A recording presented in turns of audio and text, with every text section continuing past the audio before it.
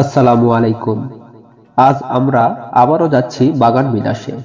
বাগান বিলাসের আপডেট জানতে ও আপনাদের জানাতে। তাই কেউ কোথাও যাবেন না, সাথেই থাকুন এবং শেষ পর্যন্ত দেখুন। আশা করছি ভিডিওটি ভালো লাগবে। আপনারা যারা বাগান বিলাসের প্রথম ভিডিও দেখেননি, তারা আমাদের কমেন্ট বক্সে লিংক দেওয়া থাকবে, সেখান থেকে দেখে আসতে পারেন।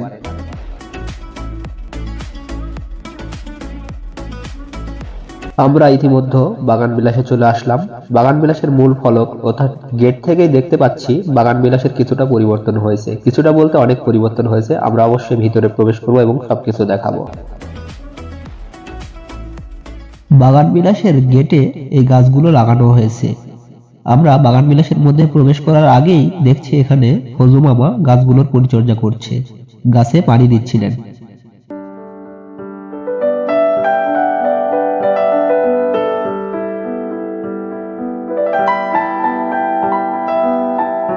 বাগান বিলাসের মধ্যে রয়েছে অনেক ফল গাছ, তাই তো এখানে লেখা বাগানের ফলে হাত দিবেন না, অনুরোধ ক্রমে কর্তৃপক্ষ।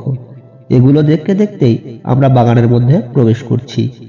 ইতিমধ্যে আমরা বাগানের মধ্যে প্রবেশ করেছি। প্রবেশ করতেই দেখছি এই ফুল গাছগুলো যখন আমরা প্রথমবার ভিডিও করেছিলাম তখন ছোট ছিল, এখন ফুল গাছগুলোতে ফুল এসেছে, তাই বাগান বিলাসের সৌন্দর্যটাও দ্বিগুণ বেড়ে গেছে।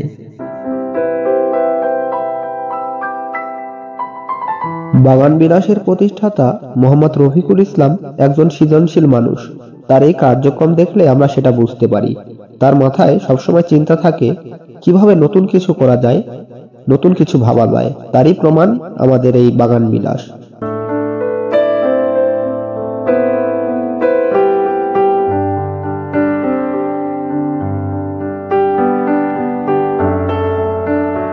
বাগান বিলাসের এই ঘরের সৌন্দর্যটাও বৃদ্ধি করা হয়েছে। ঘরের বারান্দায় লাগানো হয়েছে ঝুলন্ত অবস্থায় অনেকগুলো ফুল গাছ। এছাড়া দূর থেকে দেখলে মনে হচ্ছে কি সুন্দর একটি জায়গা। আসলেই ভালো লাগছে। দিন যত যাচ্ছে ততই বাগান বিলাসের সৌন্দর্য বৃদ্ধি পাচ্ছে।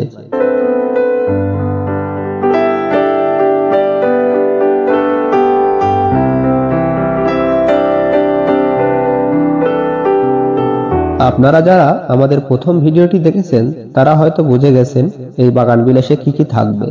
তারপরও বলছি, এই বাগান বিলাসে থাকবে কফি হাউস, বিনোদনের জন্য থাকবে দোলনা, এছাড়াও আরো অনেক ব্যবস্থাই থাকবে।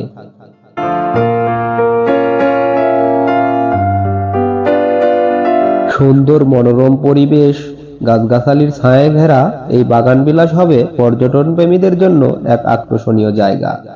কেননা এই বাগান বিলাসের সৌন্দর্য এখনই যে অবস্থা দেখছি, সামনে যে আর কি হয় তা বলার অপেক্ষা রাখে না। এই বাগান বিলাসের প্রতিষ্ঠাতা ও বাগান বিলাসের মালিক মোহাম্মদ রফিকুল ইসলাম একজন সৃজনশীল এবং দক্ষ মানুষ। তিনি সবসময় চিন্তা করেন নতুন কিছু করার, নতুন কিছু ভাবেন। তাই তো এই বাগান বিলাসের সৌন্দর্যটাও দিন দিন আরো বেড়েই চলেছে। এখন তো দেখছেন সামান্য কিছু, সামনে আরো অনেক কিছুই হতে চলেছে। ইতিমধ্যে বাগান বিলাসের মধ্যে এভাবে বেঞ্চ বানিয়ে রাখা রয়েছে, যেখানে পর্যটন প্রেমীরা, ভ্রমণ প্রেমীরা এসে বসে একটু বিশ্রাম নিতে পারবে এবং কফির স্বাদ নিতে পারবে। গাছগুলোর গোড়াগুলো এভাবে সুন্দর করে বেঁধে দেওয়া হচ্ছে। আসলেই ভালো লাগছে।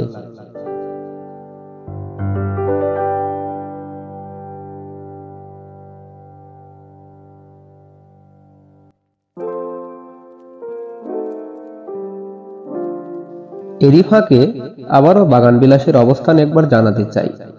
বাগান বিলাসের অবস্থান নাটোর জেলার সিংড়া থানার 11 নং সাতারদিঘি ইউনিয়নের পাকিসা ও সাতারবাড়িয়া গ্রামের মাঝামাঝিতে।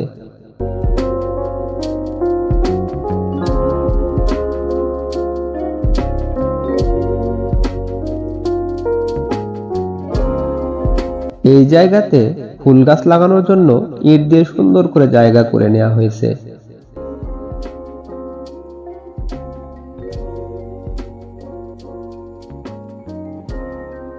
বাগান বিলাসের এই অবস্থায় পরিবেশটা যতটা সুন্দর লাগছে, না জানি সামনে আরো কত সুন্দর লাগবে। এখনো তো কাজের কিছুই হয়নি, কাজ তো কেবল শুরু। আশা করছি ভ্রমণ প্রেমীরা এই জায়গাকে আপন করে নেবে।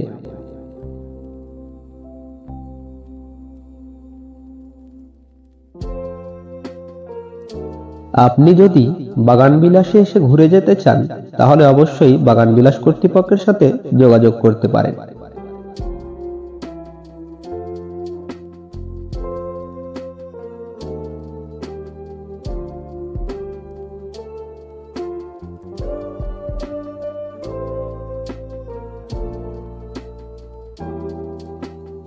বাগান বিলাসে নতুন করে অনেক ফুল গাছ লাগানো হয়েছে, তাই তো দেখতেও ভালো লাগছে।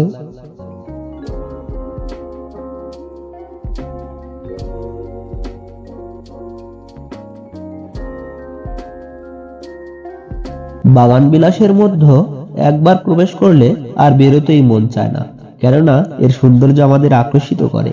আশা করছি আপনাদেরও আকর্ষিত করবে, কেননা যতই দেখবেন ততই মুগ্ধ হবেন এই বাগান বিলাস।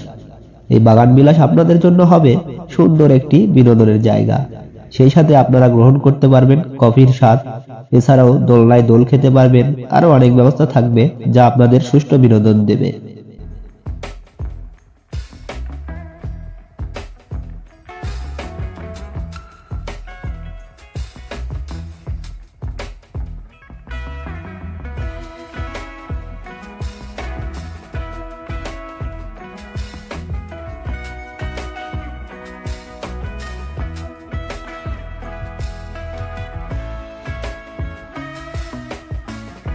আজ আমরা বাগান বিলাসের মধ্যে অনেকটা সময় কাটালাম। খুবই ভালো লাগলো এই বাগান বিলাসে। যতবার আসি ততবারই মুগ্ধ হই। আবারও বাগান বিলাসের অবস্থান বলছি, নাটোর জেলার সিংড়া থানার 11 নং সাতারদিঘি ইউনিয়নের পাকিশা ও সাতারবাড়িয়া গ্রামের মাঝামাঝিতে। আপনাদের কেমন লাগলো বাগান বিলাসের ভিডিও তা অবশ্যই জানাবেন। সবাই ভালো থাকবেন এবং সময় পেলে ঘুরে যাবেন বাগান বিলাস থেকে। সবাইকে ধন্যবাদ। আল্লাহ হাফেজ।